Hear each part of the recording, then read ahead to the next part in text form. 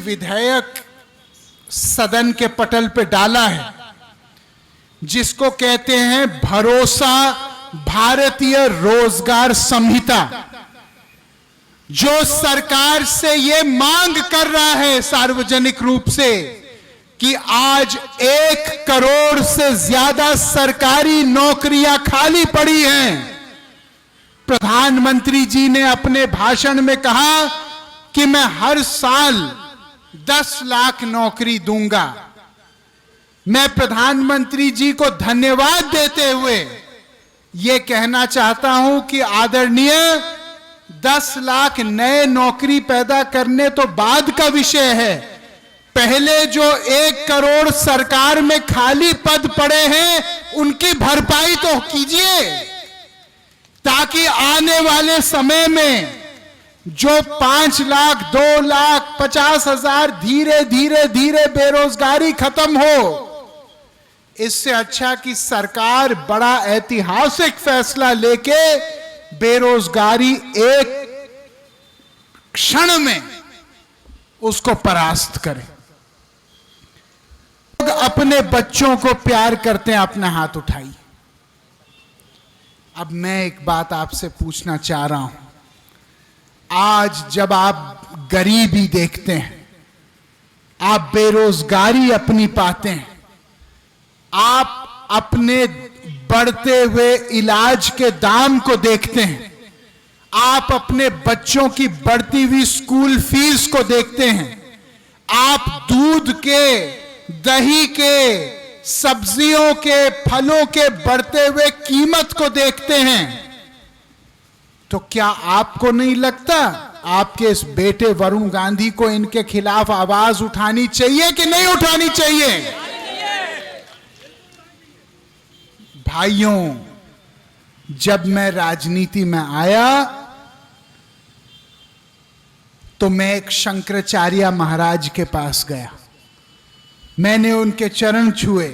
मैंने कहा, महाराज कुछ हमको ऐसा बताइए कि आजीवन हम लोग इसको गांठ बांध करके अपनी राजनीति का नींव बनाएं।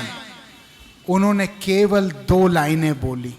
उन्होंने कहा, एक बेटा, दूसरों के हमेशा काम आना, और दूसरा बोले कि सच्चाई के मामले में कफन बांध के हमेशा चलना। उन्होंने कहा कि तुमको मैं आशीर्वाद इसलिए नहीं दे रहा हूं कि तुम एक सांसद, मंत्री ये सब बनो, तुमको मैं आशीर्वाद इसलिए दे रहा हूं कि इस देश में जहां भी अन्याय और जब भी अन्याय होगा तुम उसके खिलाफ एक क्रांतिकारी बन के बोलो। कब तक असली मुद्दों पे हम शांत रहेंगे? कब तक हम केवल वोट राम और रहीम पे देंगे? कब तक हम केवल वोट जातिवाद पे देंगे? क्या हम लोग देश में ये नहीं समझते कि आग जो एक तरफ से शुरू होती है वो फैलते फैलते हमारे मकान तक भी पहुंचेगी? क्या ये हम नहीं समझ रहे? आज जो लोग केवल धर्म के और जाति के नाम पे वोट ले रहे हैं, उनसे हम ये प्रश्न तो पूछें कि रोजगार, शिक्षा, चिकित्सा, अभी कोविड के चपेट में पता नहीं कितने 85 लाख लोग हिंदुस्तानी शहीद हुए। क्या आप जानते हो कि कोविड के बाद एक नई नौकरी की भर्ती नहीं हुई चिकित्सा में? एक नया डॉक्टर की भर्ती नहीं हुई, एक नया कंपाउंडर की भर्ती नहीं हुई, एक नए नर्स की भर्ती नहीं हुई।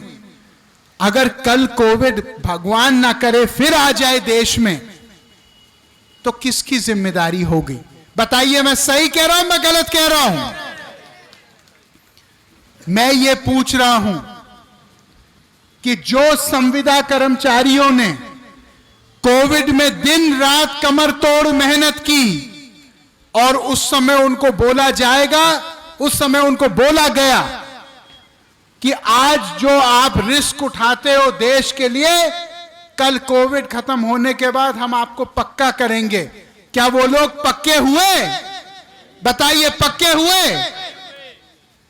क्यों नहीं? हमारे देश की राजनीति, हमारे देश को जोड़ने की राजनीति होनी चाहिए, ना कि गृह युद्ध पैदा करने की राजनीति। मैंने इस बार पूरी सांसद निधि केवल शिक्षा पे खर्च की, पूरी एक एक पैसा। अभी मैं आ रहा हूं सितंबर में बांटने के लिए। क्या किया मैंने? जितने भी कस्तूरबा विद्यालय हैं, 7 विद्यालय, सबको हमने कंप्यूटर और साइंस का लैब प्रदान किया है, पूरे जिले में 7।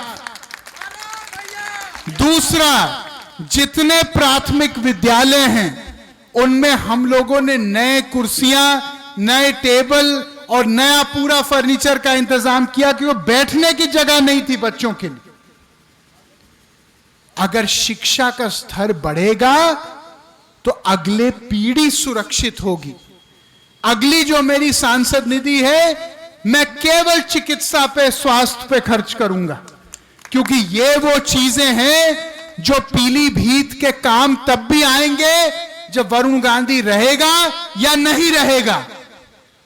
हमको राजनीति नहीं करनी है जो लोगों को दबाए, हमको राजनीति करनी है जो लोगों को है कि आम आदमी उस ताकत से दूर हो जाता है तो कभी भी देश का गरीब आदमी अपने जंजीरें नहीं तोड़ सकता। भाइयों, हम इसलिए सांसद नहीं बने हैं कि हम मंच की बात आप तक पहुंचाएं। हम सांसद इसलिए बने हैं कि आपकी बात मंच पर बोल पाएं। जब इस देश में बेरोजगारी खत्म होगी, जब सबकी बेटियों और बेटों को काम मिलेगा भरपूर, तो वरुण गांधी बेरोजगारी की बात करना बंद करेगा। जब इस देश में जो आज सरकारी नौकरियों, 10 सरकारी नौकरियों में से 7 सरकारी नौकरी केवल संविदा पे रेवड़ी की तरह बांटी जा रही हैं, और ऐसे ही गाजर मूली की तरह उन लोगों को कभी फेंका जाता है पूरा काम लेने के बाद, जब उनको पूरी तनख्वाह नहीं मिलती और 2-2, 4-4 हजार रुपए में उनसे 12-12 घंटा काम लिया जाता है, तो वरुण गांधी अगर ये नहीं बोलेगा तो फिर इस राष्ट्र का झंडा उठाने का संकल्प मैंने कैसे किया अपने हाथ में। अगर हम लोग भ्रष्टाचार के खिलाफ बोलते हैं, क्योंकि हम मानते हैं कि ईमानदारी और राष्ट्रभक्ति ये दोनों सगी बहनें हैं। अगर ईमानदारी नहीं होगी तो राष्ट्रभक्ति भी नहीं हो सकती। जो लोग कमीशन खाते हैं, जो लोग पहले कच्चे मकान में रहते थे, फिर जनप्रतिनिधि बनने के बाद अरबों के महल बना रहे हैं, जो कॉलोनियां काट रहे हैं,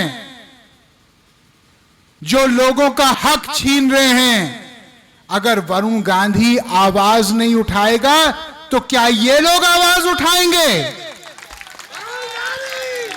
मैं राजनीति में इसलिए नहीं आया क्योंकि राजनीति एक पेशा है, ना मैं राजनीति में कुछ बनने आया। मैं राजनीति में आया तो इस मिट्टी की खुशबू जो मुझे लगती है, इसका मान सम्मान बढ़ाने के लिए मैं आया हूं। मैं इसलिए आया हूं ताकि अगर कोई माय का लाल हिंदुस्तान को अंदर से दीमक की तरह खा रहा है, तो हम नाम लेके और उसका काम लेके भी बोलेंगे और डंके के चोट पे बोलेंगे।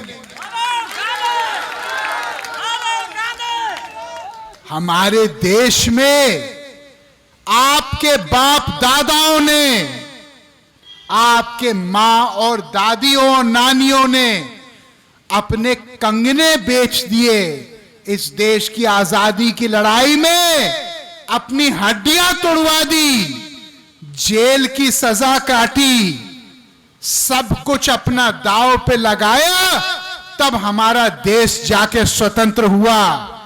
आज केवल हम हिंदुस्तान पाकिस्तान के क्रिकेट मैच पे ताली बजाएं, यह हमारी देशभक्ति नहीं हो सकती। देशभक्ति हमारी तब होगी जब हम अपना सब कुछ दांव पे लगाने के लिए तैयार हों इस देश के लिए।